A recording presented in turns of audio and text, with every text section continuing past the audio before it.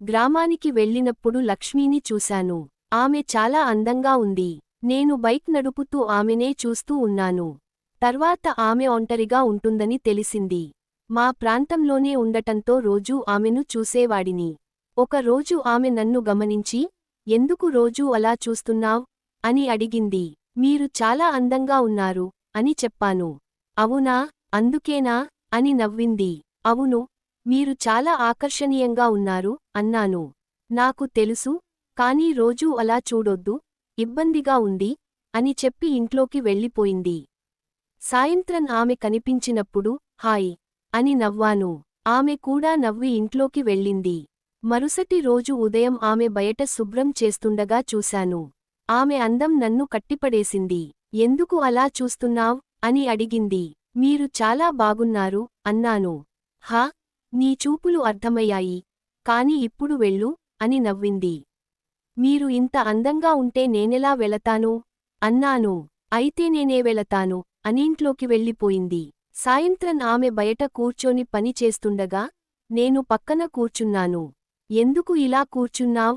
ఎవరైనా చూస్తే ఏమనుకుంటారు? అని అడిగింది. మీతో మాట్లాడాలని అన్నాను. తర్వాత మాట్లాడుదాం, ఇప్పుడు వెళ్ళు అని చెప్పింది. నేను ఆమె నడుమును తాకి బై అని చెప్పాను. ఆమె కోపంగా లోపలికి వెళ్ళిపోయింది. తర్వాత ఆమె కిటికీలో నుండి నన్ను పిలిచి, లోపలికి రా అని సైగ చేసింది.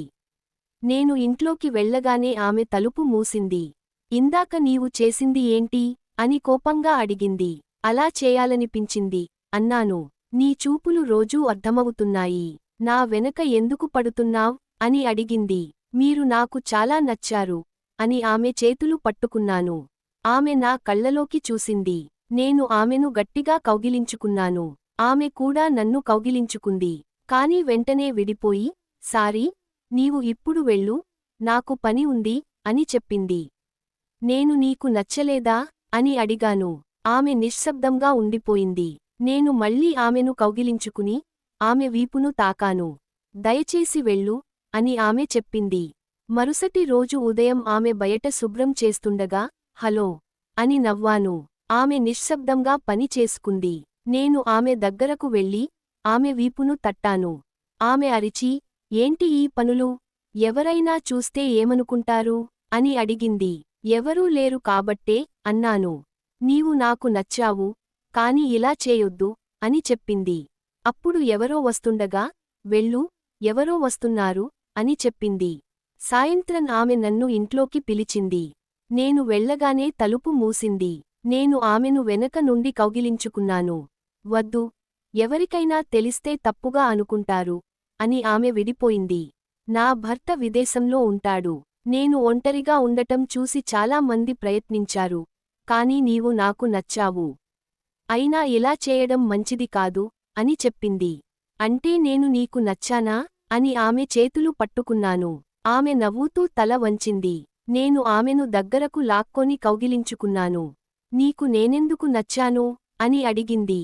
నీవు చాలా ఆకర్షణీయంగా ఉన్నావు అన్నాను. ఆమె నవ్వుతూ, అందుకేనా రోజూ చూస్తున్నావ్? అని అడిగింది. ఆ క్షణంలో మేము ఒకరినొకరు ఆప్యాయంగా కౌగిలించుకున్నాము.